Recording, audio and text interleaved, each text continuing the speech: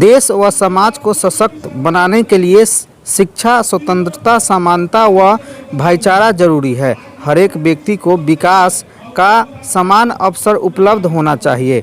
बाबा साहेब भीमराव अंबेडकर का जीवन दर्शन हम सभी को यही सिखाता है।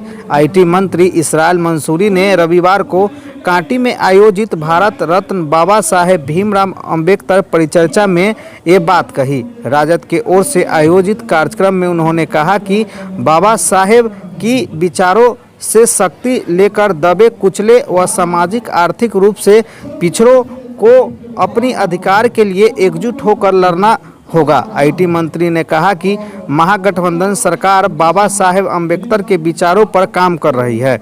उन्होंने बताया रास्ते पर चलकर विषमता व भेदभाव दूर होगा। वर्तमान परिस्थिति में देश में जुमलोबाजों की सरकार हो गई और जुमलाबाजी करके और मीडिया मैनेजमेंट करके देश के करोड़ों बेरोजगार नौजवानों को भी ठगी करने का काम किया। और जिस तरीके से बाबा साहेब भीमराव अंबेडकर के दिए गए संविधान को तारोतार किया जा रहा है और उनके जो संवैधानिक ढांचा जो इस देश में बनी थी उसका गैर इस्तेमाल किया जा रहा है विरोधियों को फंसाने में।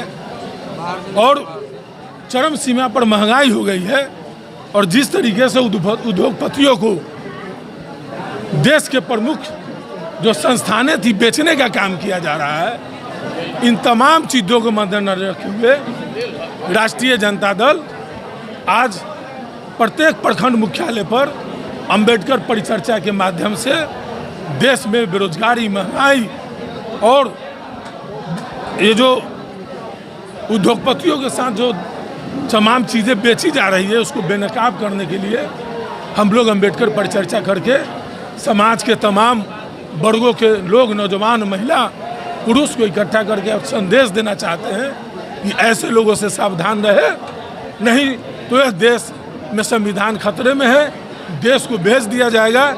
इसलिए आप लोगों को होशियार रहना है। इसके माध्यम से हम लोग जो है सो कि अपना प्रचार प्रसार कर रहे हैं। निश्चित तौर पर अब देश की जनता जो है सो उब चुकी है, इनके जुमलेबाजों को पहचान गई है, जान गई है। जिस तरीके से कर्नाटक में इन लोगों का हाल हुआ है उसी तरीके से 2024 के लोकसभा में नरेंद्र मोदी सरकार की विदाई होना तय है। देखिए, यह कार्यक्रम जो है ना पार्टी की तरफ से हुआ है, बहुत जोरदार और शानदार तरीके से हो रहा है पूरे बिहार में। एक भी प्रखंड बाकी नहीं रहेगा जहां हमारे नेता नहीं जाएंगे। और ख़ास करके अंबेडकर जी जिन्होंने देश के लिए जो संविधान बनाया, उस संविधान में जो राज देश में कर रहे हैं उस संविधान को तोड़ना चाहते हैं। एक उदाहरण मैं दे रहा हूँ, नीचे में आरक्षण की बात लोग किया तो नहीं हुआ, लेकिन उन्होंने संविधान को संशोधन करके 10% आरक्षण उन्होंने बढ़ा दिया फॉरवर्ड को, जो कि संविधान में नहीं है ये बात, लेकिन उन्होंने बढ़ाया। तो मनमानी बात कर रहे हैं, आरएसएस जो कर रहा है वही कर रहे हैं। तो देश में अब उन लोगों को जगाना है कि जो संविधान बचा ले, खतरे में देश है। और इतना ही नहीं, महंगाई तो अब देख रहे हैं ना, आप लोग भी भोगते होंगे।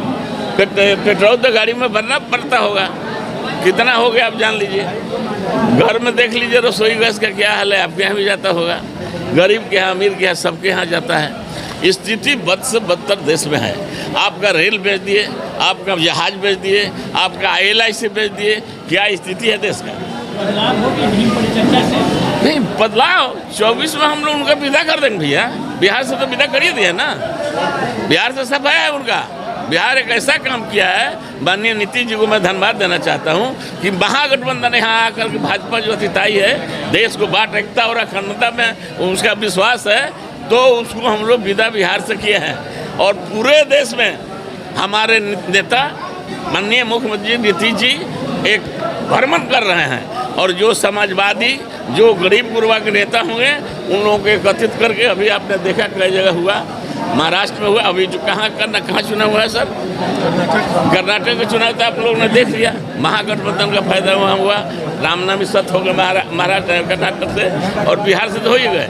इसी तरह से धीरे धीरे भाजपा की सफाई 24 में जो सरकार इनकी अतिताई है देश में महंगाई जो लाई है, गरीबों को दबाने का काम करते हैं, आरक्षण को बर्बाद करना चाहते हैं। 24 में निश्चित तौर पर ये जो हम लोग भीमराव अम्बेडकर के संविधान को लेकर चले हैं, तो उनका हम लोग विदाई करते हैं।